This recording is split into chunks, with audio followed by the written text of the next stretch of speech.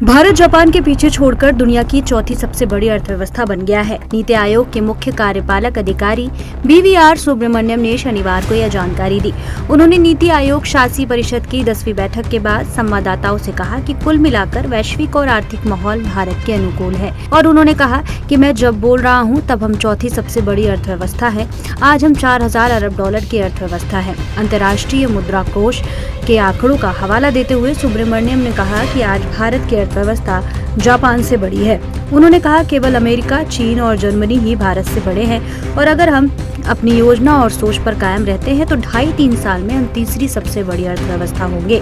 IPhone बनाने वाली company Apple को लेकर अमेरिकी राष्ट्रपति डोनाल्ड ट्रंप के हाल के बयान पर एक सवाल का जवाब देते हुए सुब्रमण्यम ने कहा, टैरिफ रेट्स क्या होंगे यह सुनिश्चित है, लेकिन जिस तरह चीजें बदल रही हैं हम मैन्युफैक्चरिंग के लिए सस्ती जगह होंगे। ट्रंप ने कहा था कि उन्हें उम्मीद है कि अमेरिका में बिकने वाले एप्पल फोन की मैन्युफैक्चरिंग अमेरिका में ही होगी, न कि भारत में या कहीं और।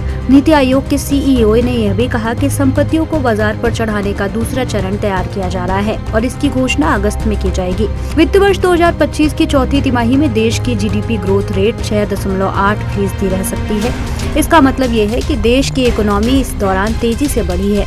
इस बढ़ोतरी के पीछे खेती किसानी, होटल, ट्रांसपोर्ट और कंस्ट्रक्शन जैसे सेक्टर्स का मजबूत प्रदर्शन है।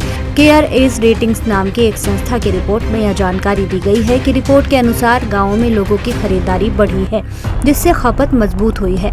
हालांकि शहरी इलाकों में खरीदारी का रुझान मिला जुला रहा है।